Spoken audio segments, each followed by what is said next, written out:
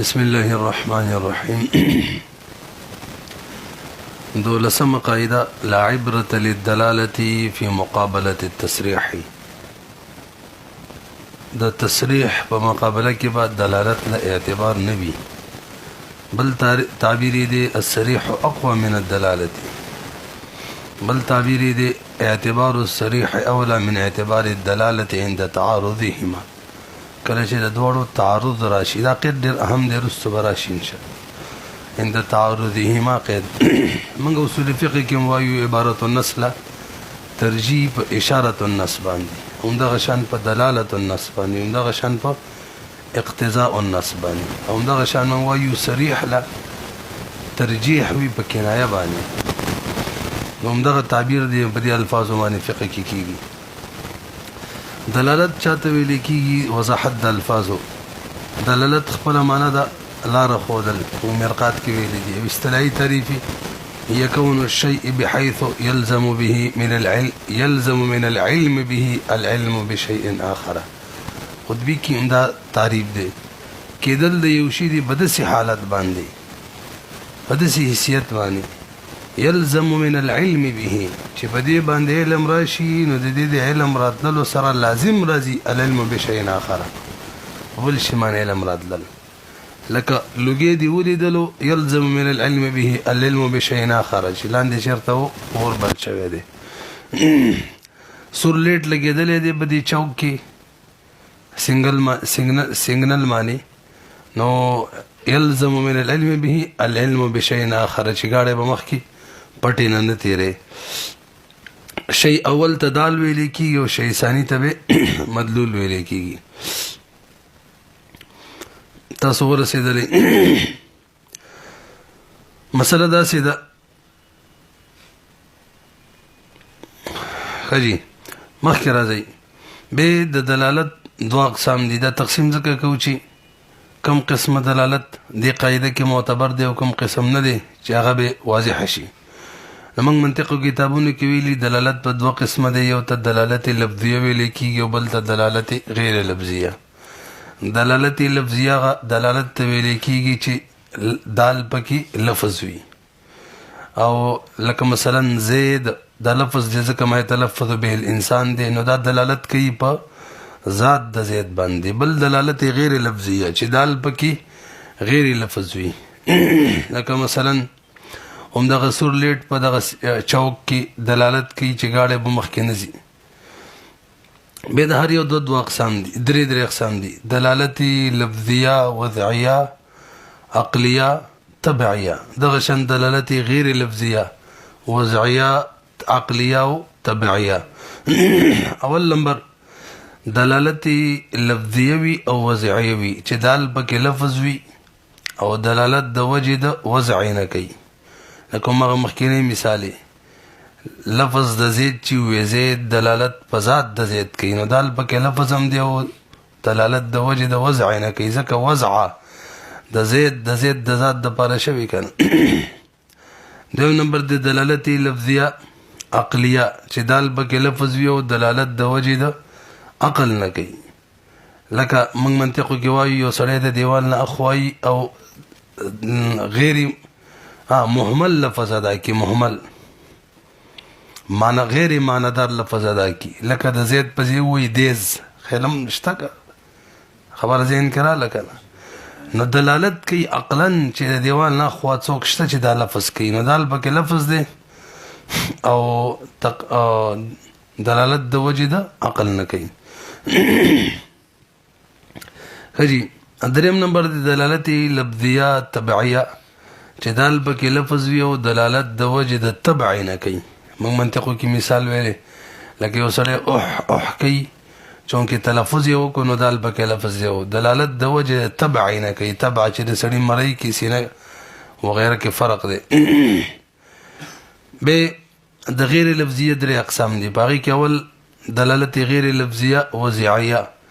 چې دال پکې غیر لفظ وي او دلالت د وجه د وضع نه کوي. لکه دلالت د دوال اربعه په خپلو علی مدلولاتها مرقات کې دي، په خپلو مدلولاتو باندې دوال اربعه دلالتونه څلور دا کم دي؟ هغې کې اول نمبر خطوط خط څه چې خط دی پاغي دلالت کوي لکه دی کتاب ته منګورو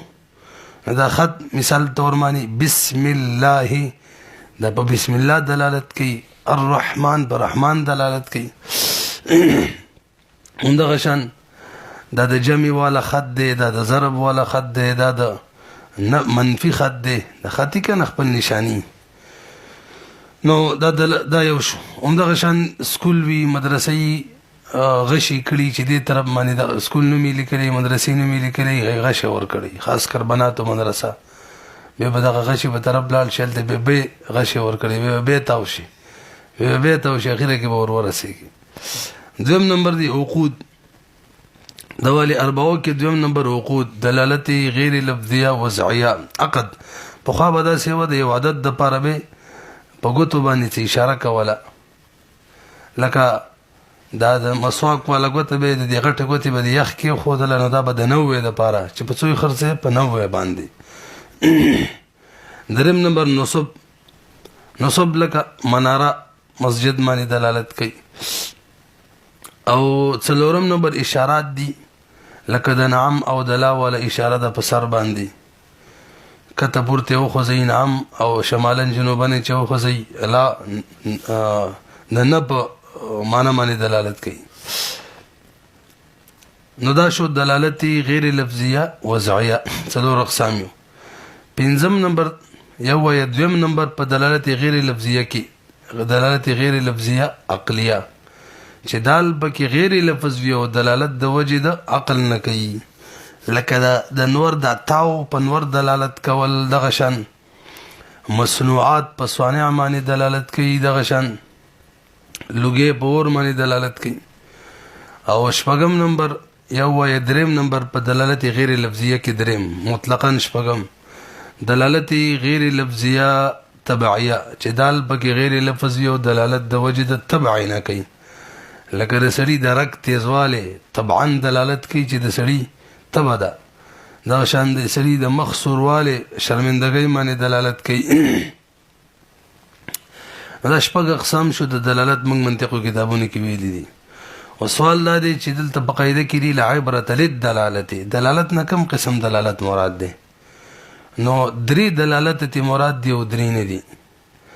اول دلالت لفظیه وضعیه کم چې اول قسم لفظیه چې دال پکې لفظ وي او دلالت د وجه د وضع نه کیدا نه دی مراد دلالت نه ځکه دا خو تسریع ده زید چې په ذات د زید دلالت کوي یا اوبر اوړه چې په اوبر اوړلو دلالت کوي یا کینه چې په کیناستو دلالت کوي دا خو دلالت دا ته موږ تسریع وایو رسول تسریع تعریف کوو ان شاء الله صریح دی صریح په خپل معنی کې نه دلالت لفظیه وضعیه خو صریح وي هغه دلالت نه اعتبار شو پنځه پاتې شو په دې پنځو کې عقلیه چې دي دواړه دلالت لفظیه عقلیه او دلالت غیر لفظیه عقلیه هم پکې نه دي شامل ځکه چې دلالت عقلی چې التا تلازم وي چې دال موجود شي ور سره لازم ده چې ملزوم موجود شي که لفظیه عقلیه وي او که غیر لفظیه عقلیه وي نو به دلته دا قاعده نه جاری کیږي چې هلکه د تصریح په مقابله کې د دلالت نه چلیږي نه هغه به هر حال چلیږي هلته چې دلالت موجود شي لازم ده چې مدلول ورسره موجود شي په نه شری په لازم ملزوم خپل منځ کې لنډه دا چې درې اعتبار شو یو دلالت لفظیه وضعیه ځکه صریح وي ایو دلالت لفظیه عقلیه او بل دلالت غیر لفظیه عقلیه نو درې بګه پاتې شو دلالت لفظیه تبعیه دلالت لفظیه دا یو دې کې شو او بل دلالت غیر لفظیه وضعیه او دلالت غیر لفظیه تبعیه نو دلالت لفظیه تبعیه دلالت غیر لفظیه تبعیه او دلالت غیر لفظیه وضعیه ادرې به کې پاتې شو به دلالت نور اقسام هم دي که تاسو ذهن کې مطابقي چې لفظ دلالت د موضوع له په تمامه معنا باندې کوي تضمنی چې لفظ دلالت د موضوع له په جزئی معنا باندې کوي او التزامی چې لفظ دلالت د موضوع له په لازم معنا باندې کوي هغه سره به منطقي کتابونه کې ګورو مثال به څه وي لکه یو سړی دی ادبل چا نکاح دغه د اجازت نه غیر وکي نکاح د فضولی چې ورته مونږ وایو نو چې چاله نکاح کړي هغه ته علم راشي چې مال نکاح کړي دا نو دغه په اجازت باندې ده به وره نکاح د فضولی چې دا چاله چې نکاح کړي دغه په اجازت باندې موقوفي دا مسله ده یو سړي بل نکاح وکړه دغه د اجازت نه غیر نو دغه په اجازت به موقوفي اوس که یو کس را لغله دغه د نکاح مبارکبادي ورکول او د ویل شي الله دې در سره خو کی یا خیر مبارک وغیرہ دا الفاظ چې دي کنه اوس دا دلالت په اجازت نکاح معنی دي نه رسي وضع نه ده شوی صریح نه ده دلالت لفظیه وضعیه نه ده لفظیه ده ځکه خیر مبارک کی ویلو وضعیه خو نه ده د خیر مبارک وضع خو د نکاح د قبلېدو د بار نه ده شوی چې نکاح مالکه مکړې ده بس هغه ماته قبول ده البته دلالت کوي عقلا تاسو رسي کنه البته که تصریح وکړل چې دا نکاح نه منم نو بس ختم شي العبره للدلاله في مقابله التصريح دا خود د دلالت لفظیه تبعیه مثالو تصریح کې بری دغه څه ورستو ګورو نفس دلالت د پاره مثال شو دا شامل مثالو دلالت لفظیه تبعیه مثالو ما قریب ویلو تبعیه مثالو ښه دلالت لفظیه تبعیه دویم نمبر دلالت غیر لفظیه وی وضعیه وی دا معتبر دی کنه دې مثال لکه یو سړی دی کورې دی ګر چاپیره ته مثلا کندر تار تا وکړو یا بل څه شي نو دلالت په دې خبره کې چې دې کې دن راتل من دي دا دلالت لفظیه دی وضع د څه شوی چې خلک داسې وو کې عرف کې وضع ده چې خلک دغه شانتي شتاو کینو دا په دې دلالت کوي یعنی وضع دې د پاره چې مخکې ونه راځي مونږ علاقه ده نه رسېږي یاد لیکلي کړي باقاعده لکه موږ لاندې کمره باندې لیکلي دي چې غب شبد پاره خوب د پاره راتل من دي د دلالت غیر لفظیه وضعیه دي نو حکم هم دا دی چې دلالتن دخول من دي دریم دلالت غیر لفظیه طبيعي د پاره مثال غیر لفظیه وی طبيعي وی لکه موږ نکاح کې دا مسله کړې ده چې کله پلار نکاح د بالغ باکری نکاح وکي او هغه ته علم راشي مال نکاح کړي نو هغه سکوت وکي دا سکوت دغه یاغه خندا وکي چې استهزاء خندا نه وي یا جړه وکي د خوشحالي جړه دا ټول دلالت کوي دا غیر سکوت یاد کړه لکه خندا او جړه خو به تلفظ په جوړيږي سکوت یاد کوي دا سکوت دلالت غیر لفظیه دي تبعیه دي نکاح ور سره منعقد شي تاسو ورسېدلې مخکې راځي العبره للدلاله في مقابله التصريح تصريح لفظ تصريح خپل معنی ده ظهور واضح کېدل قيل لحدخل الصرح صرح هغه بلډینګ ته وي چې نورو کې واضح وي اصطلاحي تعریف د حسامي په حاشیه باندې داسې شوی دی بلکې دا د مولا یعقوب عبارت دی وفي الاصطلاح في اللغة الظهور وفي الاصطلاح لفظ ظهر المراد به ظهورا بينا هغه لفظ تویل کیږي چې مراد ظاهر وي ظهورا بينا واضح طریقې سره ظاهر وي به دا مراد کوم چې واضح وي د لفظ نه کدا حقيقي معنی حقیقتا کان او مجاز او مجازي معنی یاد ساتئ د لفظ کوم صریح معنی د عرف کې څه معنی چې لفظ ذکر شي عرف کې خلق د کوم معنی د بار استعمالي د خلقو ذهن متبادر کوم معنی ته دقه معنی ته صریح ویل کېږي کدا معنی حقیقت وي او کدا معنی مجاز وي لنډه دا سینه د چې صریح بصره حقیقت وي اصول کتابونه کې دي تاسو خبره پوه شئ کنه نو عرف کې چې کوم معنی د یو لفظ کوم معنی ته استعماليږي متبادر الى ذهن وي یو لفظ نه یو معنی دقه معنی بصری حوي کدا معنی حقیقت فيو کو مجاز وي تاسو پويږئ همدغه شان درر الحکام کی تعریف کړي هو الذي يكون المراد منه ظاهرا ظهورا بينا وتاما ومعتادا عرف کی همدغه شان عنایه کی تعریف کړي ما ظهر المراد به ظهورا بينا بكثرة الاستعمال عرف کی استعمال زیات وي معتاد وي هم فتح القدیر کې موي ما غلب استعماله فی معنن بحيث يتبادر هغه دا چې بس متبادر ذهن ته هم دغه معنی وي حقیقتا او مجازا بهر الله به صریح وي نتیجه دار وتله چې په عرف او عادت کې د یو لفظ په کومه معنی کې زیات استعماليږي دغه معنی ته صریح معنی وي که تاسو په ذهن کې مخکې من قدرت درس کې تقریبا طلاق په باس کې دا خبره کړې و چې د یو لفظ فقط یو معنی دغه معنی صریح وي او دې ته مقتضا معنی ویل کیږي یا د یو لفظ غني معنی خو یو معنی بکی معتاد او معروف معنی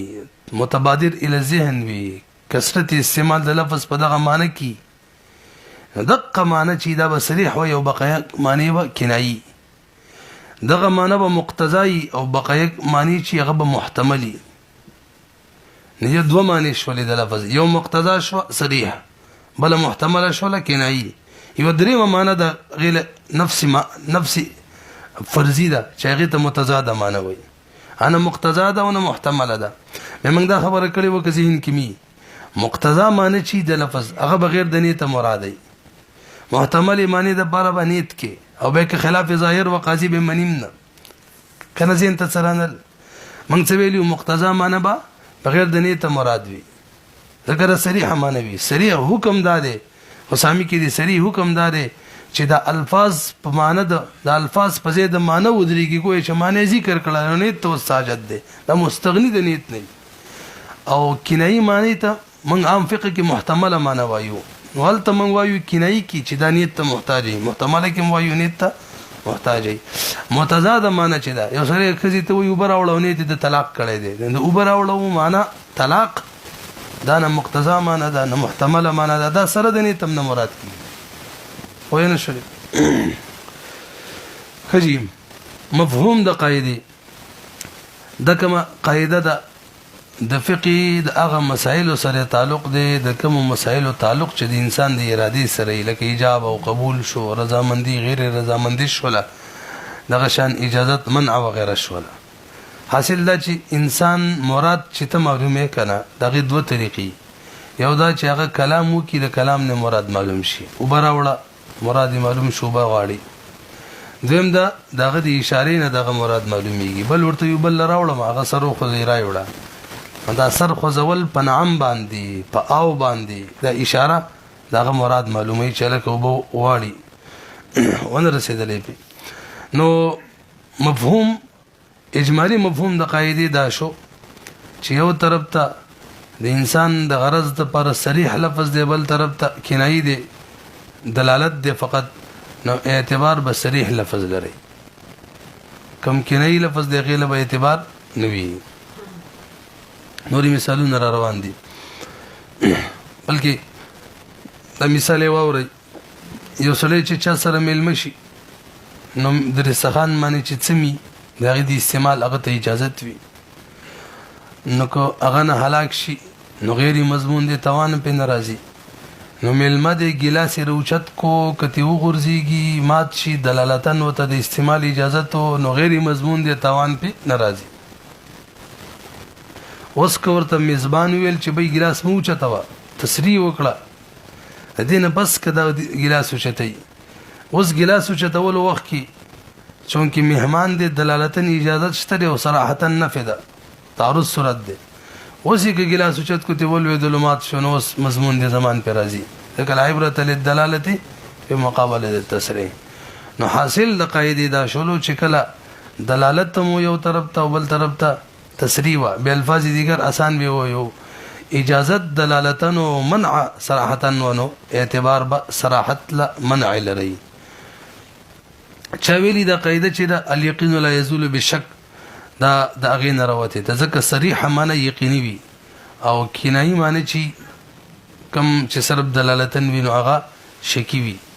څنګه چې یقین په مقابله کې شک غیر معتبر وي دا شاند تصریح په مقابله کې بد دلالت غیر معتبر وي البته ایو ضابطه ده او د هدايه بيو په شروع کې کله چې د قبول بیان کې یل تمزیک محشین ذکر کړي ده مسله دا څه ده چې لا عبرة للتصریح بعد العمل بالدلالة خبره بلګه واضحه شي کا زدا مفهوم د قاعده را واپس کومه مفهوم د قاعده دا شو چې یو طرف ته دلالت وی بل طرف ته تصریح اعتبار به تصریح لري دا څه ده کنه مجموعي تور درې صورتونه جوړيږي اول تصریح دا پاغي باقاعده عمل وشو دا غینه پس دلالت دی دلالت لایت هیڅ اعتبار نشته یو خو مقابله کی تصریح دا او بل تصریح مقدمه دا او عمل به شوی دیم صورت یو طرف ته تصریح دا بل طرف ته دلالت دی خو دلالت د عمل په اعتبار سره مقدم دی یعنی په دلالت معنی عمل وشو تصریح رااله دی صورت کې دا قاعده نه جاری کیږي دلته تصریح لې اعتبار نشته مثال یې وایم او دریم صورت عمل به یوم نه دی شوی دواړه مخې تر دا قاعده د قضیه کې ده دلالت هم دی تسلیم ده لکه ګلاس مثال مې ویلو ګلاس اوس په درستخان پروت دی دلالتن اجازه هم دی روایي دي صراحتا من ده نیرلی دی وخت دواړه مخې ترال نو موږ خیال می دریم تعبیر کې ان د تعارض ویلو شکل تعارض راشي دغه صورت کې دا قاعده ده پوه نه شولې بي نو څو صورت شو درې اول صورت دا چې تصریح باندې باقاعده عمل وشي رستو دلالت راځي دلالت لې اعتبار نشته دویم صورت تصریح باندې په دلالت باندې باقاعده عمل وشي وس تصریح راشي نو سم د قاعده نه جاری کیږي وس تصریح لا هیڅ اعتبار نشته هغه لپاره فقهاء د الفاظ ذکر کړي لا عبرة للتصریح بعد العمل بالدلاله او هدايه کی چکله دا باس راشي چې بای ایجاب وکي مثلا نو مجلس کې به مشتری قبول کړي نو کده یو عمل یو کو چاغي پیاراز دلالت کول نو قبول ایجاب هم ختم شي لکه قبول ونه شو مجلس کې مثلا پاسې د مجلس بیرستو قبول کړي تصریح په قبول کړي اوس تصریح له اعتبار نشته دغه ځکه د اعتراض نقل کړي دي پوه نه شو نه خبره ایجاب وشو قبول کوون کې داسې عمل وکړو چې هغه په اعتراض دلالت کوي نو قبول مینس تراله نو ایجاب مات شو رستو هغه قبول کوي دی قبول له اعتبار شته نشته نو اعتراض دا کړي چې قبول صراحتا دی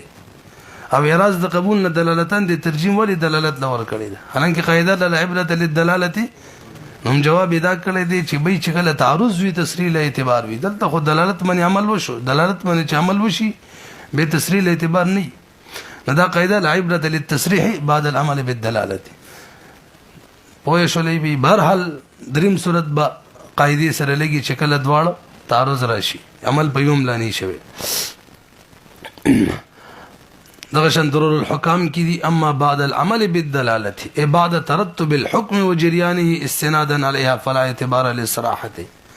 لکه څنګه چې موږ وایو کې خیر می چې وبوینو تیمم له اعتبار نشته خدا له چې تیمم باندې عمل نه شوی تیمم باندې عمل وشو معنی مونږ په وکړو حکم مرتب شو اوس په پیدا شولې مونږ ختميږي خو نه اوس مونږ صحیح دي خجی دې لپاره یو بل مثال موري تاسو ته د حبس المبيع مسله معلومه ده بای چې مشتری باندې په نقد مبيع خرڅ کی بای ته حق شته چې حبس ته مبيع وکي مشتری ته وي پیسې با مبيع بالا در کوم چې پیسې راکي به دا مسله مر سره من کړی دی چې بیر بای مشتری ته مبيع وسپارله اگر چې پیسې نقد دي لانی دي یعنی په نقد سمانو بیا شوی دی خلا ور کړی نه دی مبيع وسپارله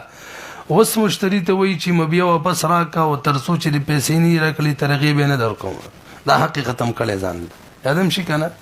دغه شان مہر مسله کې تاسو ذهن کې مونږ ویلو چې مہر په خزه چې دا خاوند ته ویلي شول مہر راکاله به می وته کې خپل حق واړي خو چې به وروته وشول امام سی وایي بس قصه ختم شوله دا څه وکنه بهرحال بای په نقد پیسو باندې په مشتری مبيع خرڅ کړل نو دلته تفریب ان شاء الله رستوم کو بای مشتری ته دلالتن اجازه شته چې مبيع باندې قبضه وکي نو چې مبيع باندې قبضه کول او بای څم نه ویل نو ګوي چې بای اجازه ورکو په قبضه د مبيع باندې وکړه اوس تصریح کوي چې به پیسې دې نه را کړی طریقې مبینه در کوم واپس کراته دا تصریح کار نه ور کوي ولی نه ور کوي دلالت باندې عمل شوی دی کنه لا عبرة للتصریح بعد العمل بالدلاله وين شولې به خبره هجي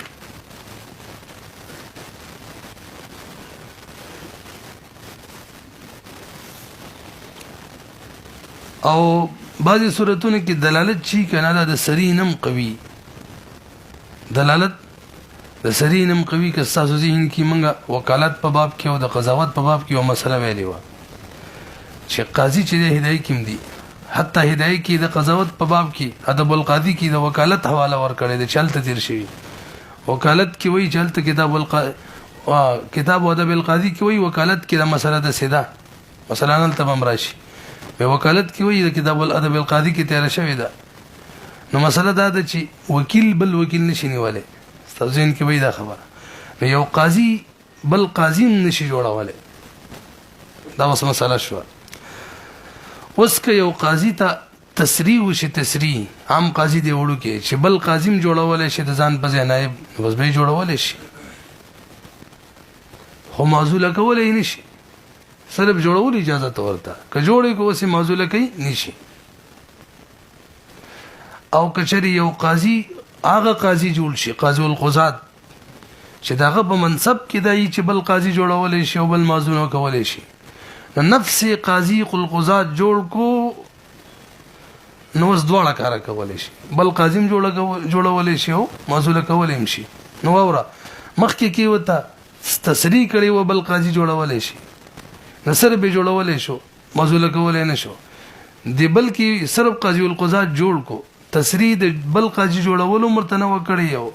معزوله کولای نه د کړي خدای لارتن دواړه کار کولای شي خیرم دې کنه دلالت راجح شو بشا تسریح باندې خو حقیقت دا دی کنه چې دا دلته موږ د سینې شو ویلې د کلی خودي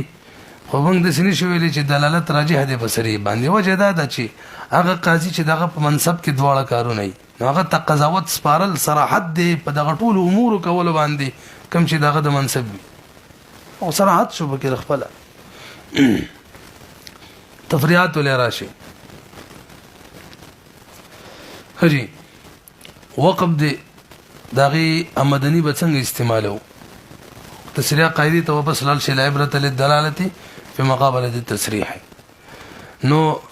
کچری سجihت نو معلوم چې آمدنی به څنګه استعمالو صراحتا نو معلوم نمنګ به مخکینی متولین وقف وګورو چې هغه په کومه طریقه استعمالولو نه دلالت کوي چې جهاد د استعمال هم دقه دي هغه به استعمالو ورسېدي خو به یو تحریر مثلا ملاو شو تو ثبوت ملاو شو چې وای د وقف آمدنی استعمال اصل دا دی یعنی واقف پدې شي کې استعمال اجازه ورکړي ناغه دلالت بخط پریدو دې تبارا شو العبره للدلاله في مقابله التصريح وانا رسیدلی بل مثال یو سری بل کسمانی د بل کس سره بیا وکړه نو به یو باتي بل بیا بالوفای نو عام طور باندې چې کله د مبيع قیمت انتهایی کم مقرر شي نو معلومیږي دلالتن چې دا بیا بالوفا ده مثلا کتاب دې د لزر روپو په زر روپۍ خرڅ کړي نو معلومیږي روپۍ ته اخیستي که واپس کړي کتاب به واپس اخلي نو چې کله د مبيع قیمت کم مقرر شي دلالت کوي په دې خبره چې بیا بالوفا ده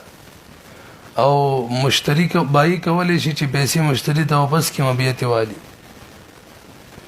کچری په دغه بای کې تسریح شوی چې بای د کتاب دنه بزره لمه اگر چې د لزر دی خو غره واپسی باندې شي کولای دا سینه چې سباله دي 100 روپے راوړي او راتوي چې کتاب را کو 100 روپے دی والا تسریح شوی نو وصل عبرت الدلاله په مقابله التصریح نو وس بای باتي هغه دلالتن بای وفات چې واغه ختم شوله تاسو ورسېدي دریم تفریح مخ کې تیر شوله حبس د مبيعي په سمن نقدي کې د بای حق دی نو چې څنګه مبيع خرڅ کړل په نقدو پیسو نو دلته مشتری دلالتن په مبيع قبضه کولای شي نو کبای او ته تصریح وکړه چې نشه کوله تر څو چې د روپۍ نه راکړي لا قبضه نه ده کړی ښه مخکې چې کوم مثال منګ ویلو بعد العمل بالدلاله خو ویلو خو قبضه کړی و هغه نه رو باسي لا قبضه نه ده کړی نو قبضه دلالتن کول شي او صراحت یو کو نه به کې نو لا عبرت للدلاله فی مقابله التصریح دې صورت کې قبضه نشي کوله وای شوري بل مثال امن کفالت کې ویل دي یو سړی چې یو سړي باندې قرضې او بل کس ته د قرض ادا کی نو کچري داغه په اجازت باندې ادا کی چې ستا قرض ز ادا کوم نو به باغه باندې رجوم کولای شي او کچري د بیان پکې نه شي بس داغه قرض ادا کی نو به د تبرع وي نفس مسله درته یاد ده کنه نو د بل قرض ادا کول دلالتن تبرع ده او که تصریح کی ادا کوم خطبه مال روپۍ راکې په دې صورت کې دلالت پاتې شو عبرت للدلاله فی مقابله التصریح موږ دام ذکر کړی وکزین کې وی یو پلار د زوی مہر ادا کی دغه خزیته نو دلالتن تبرع ده او که اداګي به وخت تصریح کی چې وی دا به واپس راکې ماته نو به عبرت للدلاله فی مقابله التصریح به تبرع نبی یو کس د بل نه غاړې واخستلو مثلا او اقاله کول غواړي واپس نو اقاله خو د دوړو پر ځامن کیږي نو مشتری غاړې راوستلو بای تی ویل اقاله کو غاړې واخلا نو غاړې بای تپری خودلو بای دا ونه ویل چې بس اقاله کومه تصریح ونه کړله خو بس غاړې استعمالېدل شروع کړه دا دلالتن اقاله ده چې قبول کړه او کبای باقاعده تصریح وکړل چې وی قالی ته زنه ما تیار هغه نه پسې کګاړه استعمالولو استعمال دلالت کوي پر آزاد قالی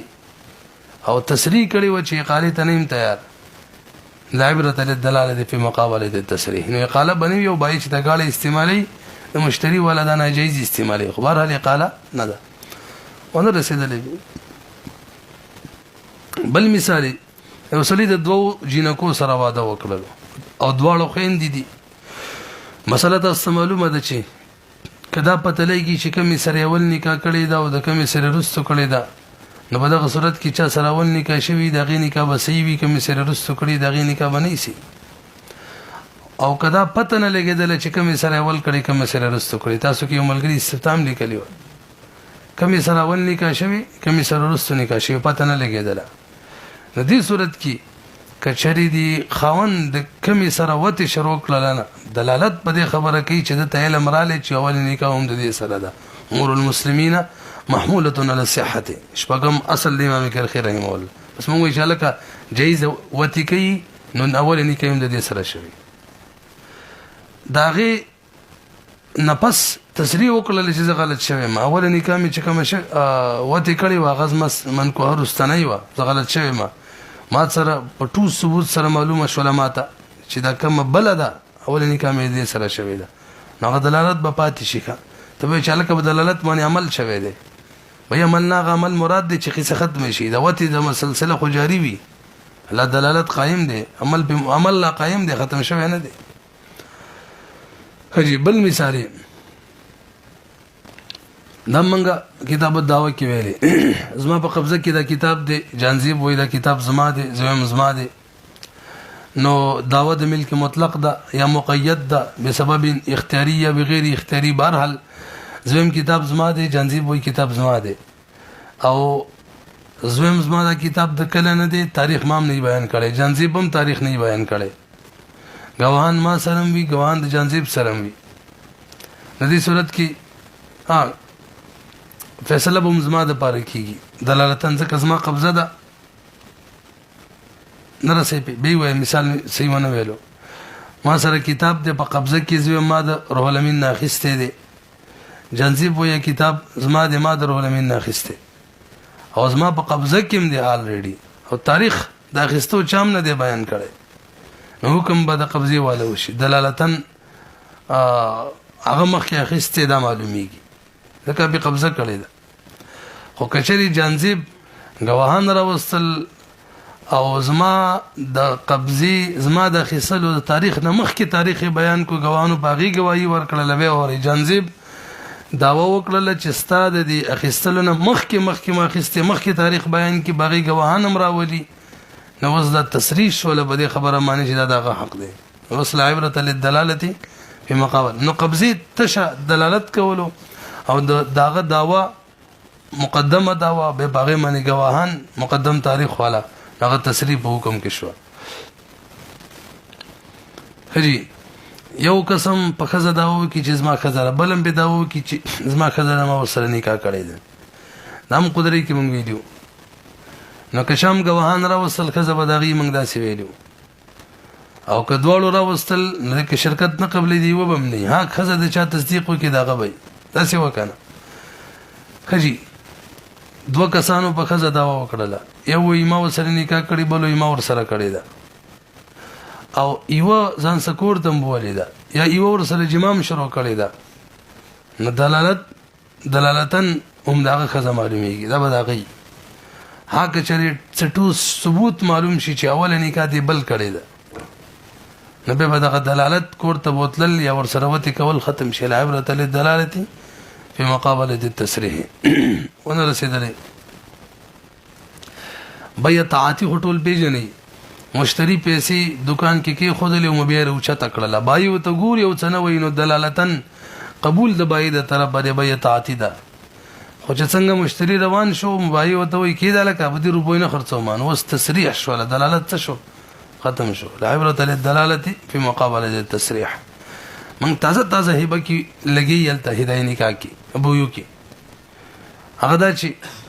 واهب موهوب له ته شی موهوب هبه کړو نو تاسو بدر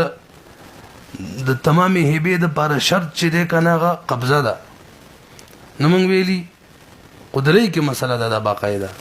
چې موهوب له دغه شی موهوب قبضه کولای شي اگر چې با واهب ورته دا نه دی ویلي چې قبضه هم کا ويتم بالقبض ویلو کنه څنګه مسله شولا یو سړی بل ته څه شی هبه کی او ابل به تش قبضه وکي دا قبضه دغه شرطم پوره شو ور سره قبولم دي نو دا دلالتن اجازتم دي اصل کې هدايه کې د مسله مونږ تازه ویل خبره وسره دا ذکر کړی دا چې ترڅو پوری موهوب له موهوب معنی قبضنی کړي ترغه پوری موهوب له په ملک د واهب کی او د چا په ملک باندې قبضه کول تصرف کول دغه د اجازت نه غیر د جایز وی نه جایز نو سوورا قاعده موافق خو چې د موهوب له واهب ورته هبم کی خو موهوب له چې کله روچتای کنه دا خو په ملک د واهب کې دلا دا قبضه کول دا تصرف کول دا پردي ملک تصرف کول دي دا غي اجازه ضروری دی غلانه دی کړي نه دا ولنه دی جایز نه رسېږي خو موږ وایو چې نه بس دا دلالتن اجازه دی چې دا واهب ګوري او موهوب له قبضه کوي دلالتن اجازه دی بس کولای شي ورسېدو ور سره دا مسله لیکل ک تصریح وکړل چې لکه قبضه مکوا معلومیږي واپس رجوع وکړه ول ایجاب د هبه ختم کو العبرت للدلاله في مقابله التصريح هجی مستثنیات مبیع کې چې کله عیب روزي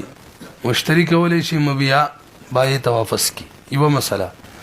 بل مسله چې مبیع کې عیب روزي او د عیب د وروتلو نه پس مشتری مبیع کې داسې تصرف کوي چې هغه دلالت په ملک باندې کوي نو به مبیع نشي واپس کولای دا مسله شو وسره شي تفریطه مشتری په مبیع کې بولی دلو بای تی ویلې پکې مبیع در واپس کوما بای می ولی دلو بای ته وی مبیع در واپس کوم د دې تسرین پس مشتری په مبیع کې مالکانه تصرف شروع کو او مالکانه تصرف دلالت پر رضا ده او دینه مخ کې تسریح وکړل چې واپس کومه نو وصل عبرت للدلاله في مقابله التسرین چلیږي تسریح د واپسې کړی و دا ختم شول د روس استعمال په وجه ونه رسیدلې په بهر حال د مستثنیات کې لیکلي خدل ته تعارض نشته حقیقت کې لکه تعارض علی چې کله دواړه خبرې